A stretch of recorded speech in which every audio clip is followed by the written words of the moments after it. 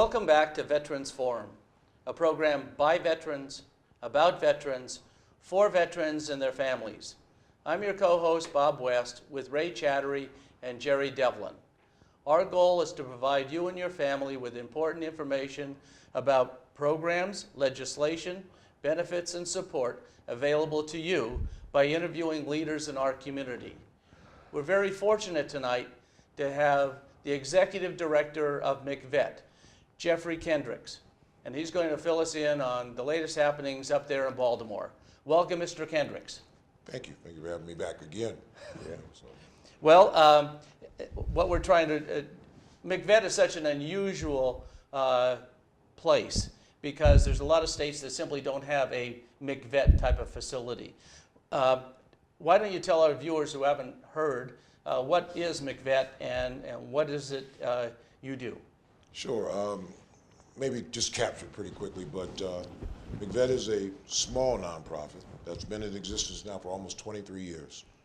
But the mission of MCVET is to take homeless veterans, believe it or not, that this nation still have veterans who have served in this country who end up homeless. But our goal is to find those homeless veterans wherever they happen to be in the country, bring them into our doors, and by providing them a vast array of comprehensive services, hopefully that they will eventually enter into full-time employment, addressing the problems that they had first. Then the next phase is after they've had intensive case management, taking them into employment. The final phase is to give them a key to their own place. And what type of a success rate do you have? We've been very fortunate. In 23 years, we've had close to 10,000 veterans come through our doors, with well over 70% of those veterans leaving fully employed, reunifying with their families, and then being permanently housed. I don't think anybody else can match that record. How did you get involved with MCVET? Are you a veteran? I am a veteran, proud military retiree from the United States Air Force. Okay. We outnumber these Marines now. Yeah, I'm kind of elbowing myself in there a little bit. I think it's 2-2. But after 23 years in the service, I came back. I retired. My last duty station was in Rome, Italy. Came back to the States at a job fair, and I happened to run into the original executive director, Colonel Charles Williams, who through just a brief conversation asked me to come down for a job interview where I was a benefits counselor. Not with the thought and intent that I would be at MCVET for the now going on almost 14 years, that I would stay with the program for that long. I thought it was just going to be a way station, a quick stop, a good place of employment. But after I got to MCVET and saw the stories, the men and women that are there, who have served this country and who have ended up homeless, it kind of just tugged at the heartstrings, tugged at my sense of responsibility, being a veteran, knowing that we veterans don't leave other veterans behind. I quickly pulled up to the table, and now you're going to have to pretty hard to push me out of the building, because it's been 14 years, but 14 years where I've seen the efforts of the men and women who have come through this program and the good works that happens with them. Like many of us, we're not from around here. So where are you originally from? I'm an Army brat.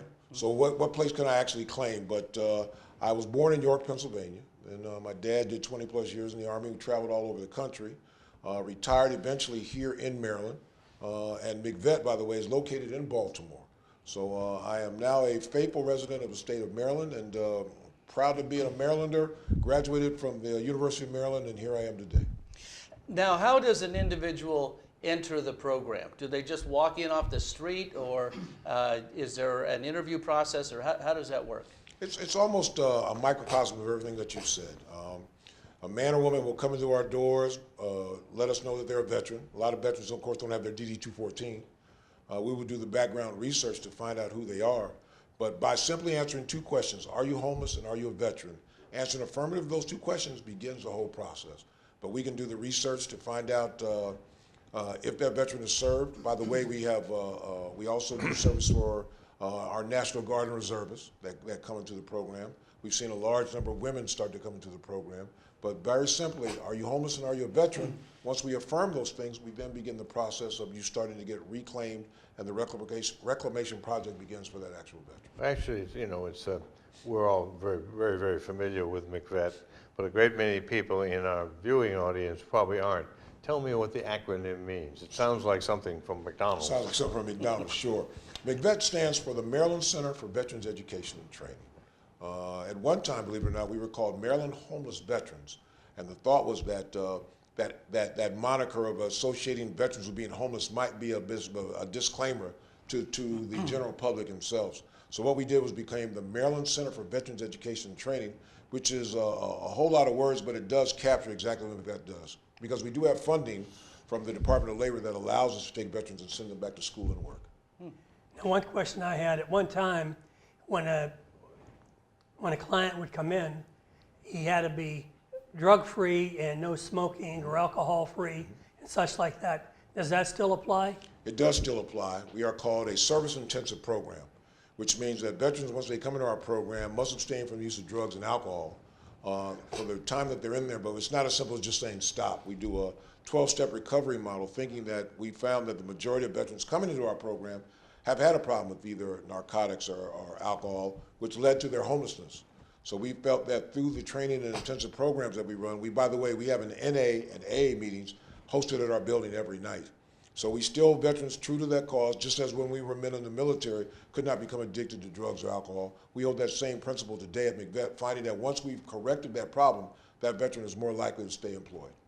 And that's part of your first step activities, is getting that individual off alcohol or drugs or whatever it is. It absolutely is. In fact, a little known fact is for the first 90 days at MCVET, you have to go to 90 meetings in 90 straight days. That is one of the things that progresses you through other phases of the program. Then the thought is that you will go to 7 meetings for the duration of time that you're at MCVET. And by the way, the average stay at MCVET is 12 to 15 months, although a veteran can stay there fully funded for 2 years. Now, do you get any assistance at all with the VA hospital in Baltimore? We do. We get funding through the VA's grant per diem program. So we get funded close to $45 a bed night for a veteran that is VA eligible. So if a veteran comes in, he's VA eligible, we can get the funding from the VA to keep them in that bed. Now, does he get some of his medical assistance from the VA hospital then? They do. They do. In fact, within the first 10 days, we do a psychosocial assessment. And if that veteran is a VA eligible veteran, all of his clinical care will be taken care of at the VA hospital, which is about 15 minutes from where we're located. And who monitors that? I mean, is there a schedule for each one of your guests? We do. And by the way, we call them our veteran students. Okay. Because they're into a training component of our program. But the VA has assigned 2 clinicians that actually work in partnership with our organization. So when the veteran starts to come in, he will meet with that clinician besides our case managers, who they'll meet with once a week. They also meet with the clinician from the VA during that same time frame. Now, Jerry's real familiar with Veterans Court, which there is one up in Baltimore. Right. Is that correct, Jerry? Yes. And here. Okay. And I would assume for some of the offenders up there, then MCVET might be available to assist some of those. I mean, are you fed into your program, you know, people that go through the court system or the legal process? That is a great question. In fact, my counterpart that I brought with me tonight is going to be able to speak much more better and eloquently on that. But we do actually have a outreach team that will go out and meet incarcerated veterans at all the penal institutions here in the state of Maryland, Delaware. We've been to North Carolina and Pennsylvania to meet those incarcerated veterans to offer them our services upon their release. What age is the median or average age for your students? Surprisingly now, and this is probably the most shocking part, that we probably now have veterans that our average age is about the mid to late 30s. We still have some veterans in our program who came through the Vietnam era, but what we have found is that a veteran who can serve in the current conflict can be released at BWI, Baltimore Washington International Airport, and in less than 1 year can be coming through the doors of MCVET. I'm really surprised at the age. I mean, 30s. Yeah. I mean, I would have thought they would have been much younger than that, you know, in their 20s. Well, for a long time, we weren't doing anything. No. MCVET is something we're doing. We're actually, you know, it's an area that people weren't doing an awful lot before you came along. Well, I think it's just the fact that I think people sometimes are shocked to know that that man or woman that you can see on the corner that has that sign can actually be a veteran. Yeah. I mean, it was surprising to me when I first started working at MCVET to know that men and women who have served this country can some nights be homeless and just wander the streets. Statistically, we showed right now that there are still close to 25,000 homeless veterans in the nation. And MCVET's goal is very simple. As long as there's one homeless veteran in the nation, then our mission continues, and we need to find them and take care of them. As more women serve in the military, then obviously a lot of them have similar issues as the men. And you said that you now have women at MCVET? Well, we've always had women at MCVET, but what we've seen is that our women population has increased. Women will come through because now there are no career fields or job skills that are not open to women serving in the military. So some of the same problems that the men have encountered in the military, the women have also, although they also are subject to sexual trauma, psycho traumas, mental abuse. So they'll come through the program and get quickly ingrained within the program itself. We have 18 single rooms for each woman that comes to our program. And I can currently tell you that right now our rooms are full for all our women veterans, and they will progress through the program much more quicker than the men. Reason being that women veterans come in and they have left the family behind. So they get home, they'll come and take care of the services that we offer to quickly get back and take care of the family. And you mean they have children and other responsibilities? They do have children and other responsibilities, and here is where MCVET would like to go in the future. Currently, we can only house veterans that are single. So what we would like to do is 5, 10 years from now, we want to be able to have the same type of program that we have now, but be able to open up to a homeless veteran and their families. Oh, so you're looking at a larger facility, or? A larger facility. We are in the process right now of looking through Baltimore to find another building similar to what we have. We have a 110,000 square feet facility. We have enough room for 249 men and women, but unfortunately we have no room for a veteran and his family, his wife and his kids. So we're looking for something that would be close by to where we're at, because based on where we're at in downtown Baltimore, there are some central locations that would make it amenable for a veteran's family, kids to go to school, wife to shop and look for work. So what we'd like to be able to take care of that veteran and not him be concerned about what his family is doing, because they're being well taken care of at the same time. How many people work at MCVET? We have 47 employees. 47 employees that have been with MCVET for I'm 14 years in the program, but I have some that have been there greater than 20 years. About 65% of the veterans we have in the program are actually veterans who have come through our program themselves. Well over 70% of the veterans that are on our staff are veterans. They've served in the military, the Army, Navy, Air Force, and Marines. And how many of those are women? Right now, the women, we have 14, no, maybe 14 to 20. I want to say 20, close to maybe women veterans that are in our program. We find most of our case managers and social workers are most of our female workers. And you also mentioned that you brought someone else with us tonight that can tell us more about the operations within MCVET. And who is that individual? I've got Mr. Tony Frazier. He's our Director of Operations. We're going to let him come on and talk. He's a Navy guy. We won't hold that against him. We'll let him slip through. We'll let him slip through and let him talk anyway. Well, we in the Naval Services kind of approve of it. So we'll let him come up and talk, but he is our Director of Operations here at MCVET. He can speak more on the Incarcerated Veterans Program, our outreach program, and he knows the overall operations of the MCVET facility itself. Okay. The day-to-day operations. What happens when we turn our lights on to what goes on until we turn the lights off at night. Okay, Mr. Kendricks, thanks a lot, and we'll wait for Mr. Frazier. Mm-hmm. Okay. Well, now we're very fortunate to have Mr. Laurie Frazier. He is the Director of Operations at MCVET. So welcome, Mr. Frazier. Thank you. And why don't you tell us a little bit about, you're a veteran? Yes, I am. And you know, where you're from and how you got involved with MCVET. Well, born and raised in Wilmington, Delaware. Graduated from Claymont High School, and at the age of 17 went to the United States Navy.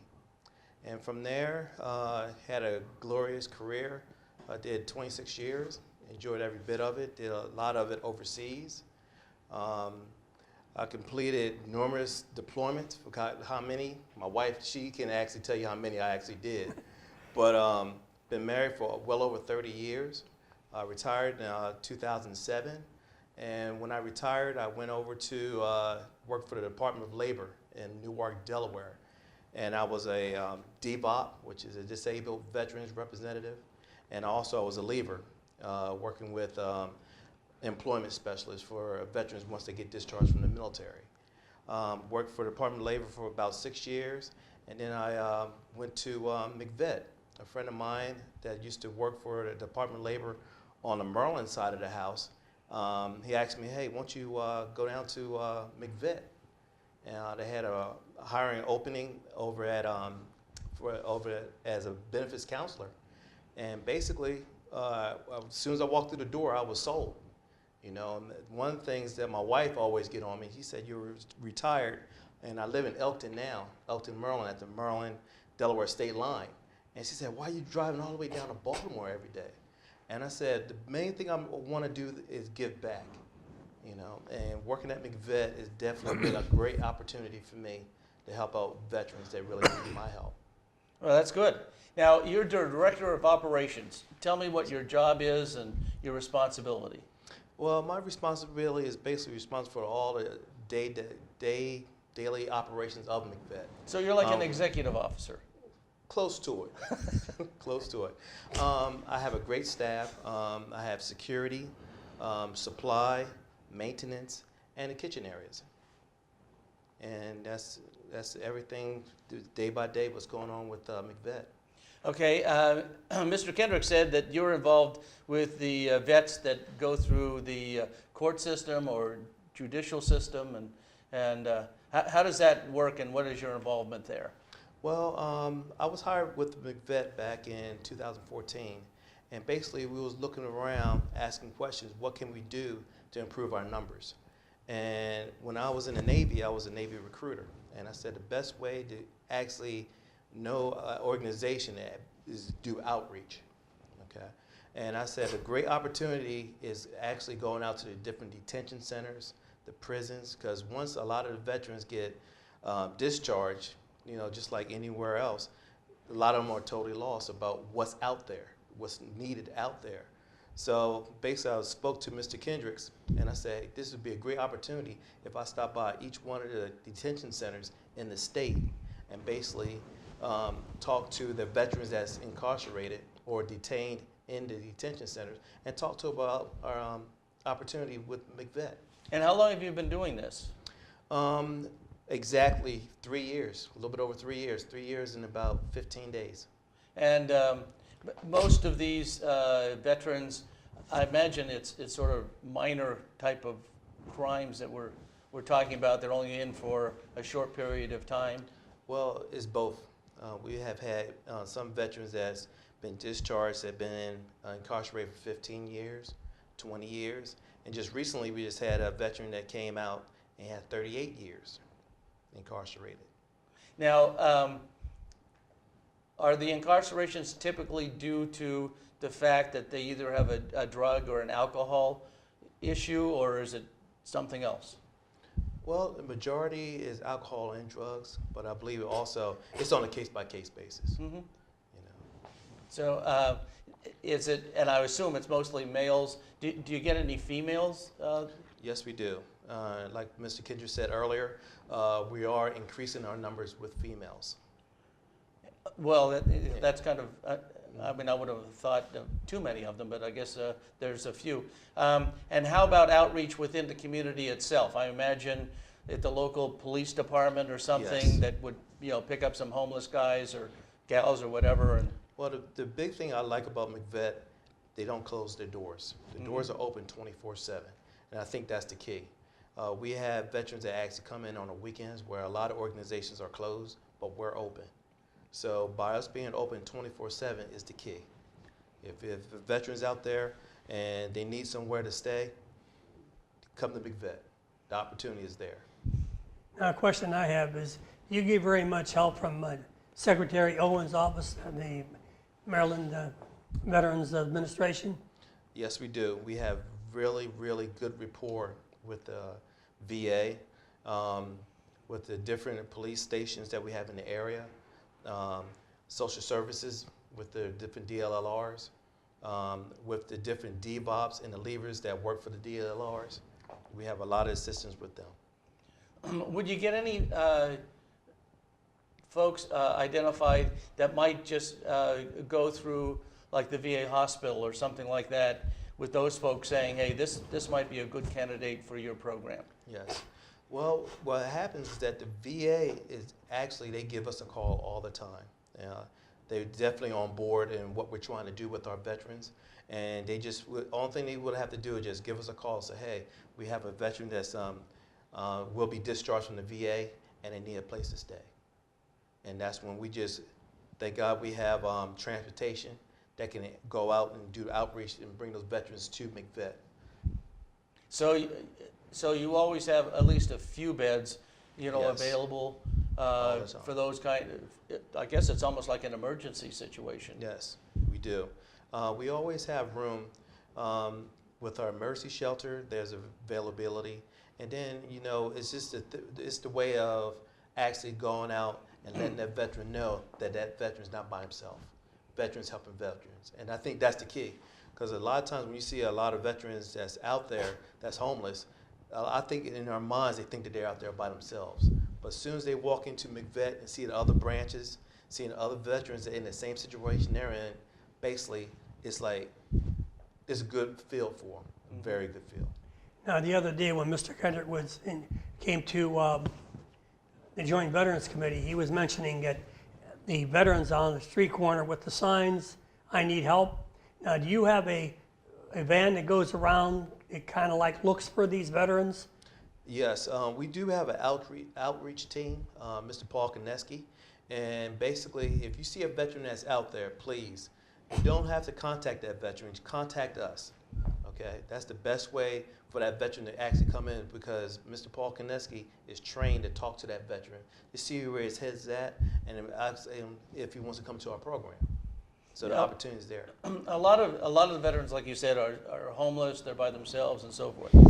Is there any family contact at some part of this process for them through this 18 months or so that they're up there?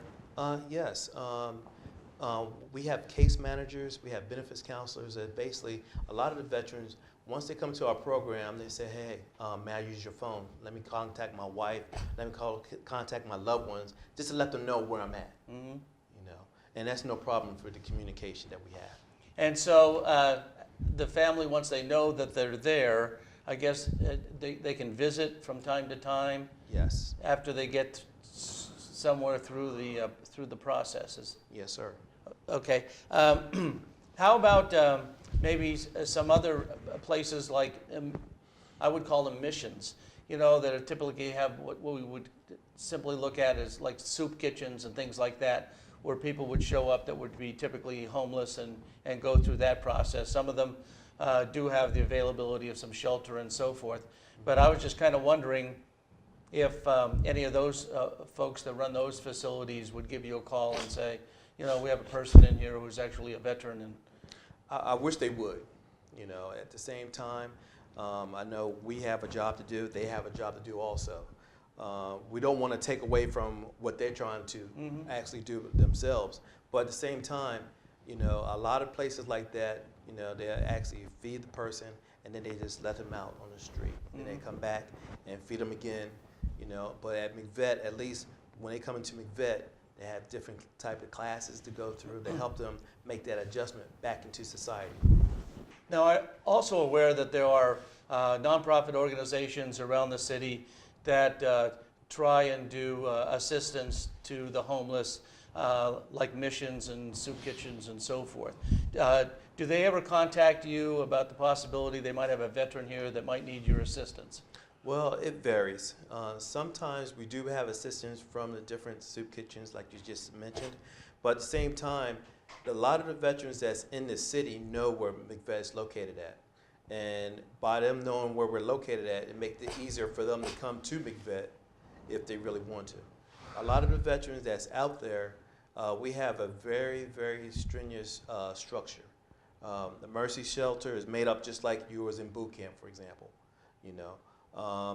We have classes every day. Basically, when they get up in the morning until the time they go to sleep, there's things to do for them. From the time they wake up and the time for them to close their eyes. Now, Prince George's County has the largest veterans population in the state. Does the gentleman you talked about, the outreach, does he ever come down to Prince George's County and travel the streets to see if there's any homeless or such, or any of the other counties in Maryland? Yes, we travel all the way through.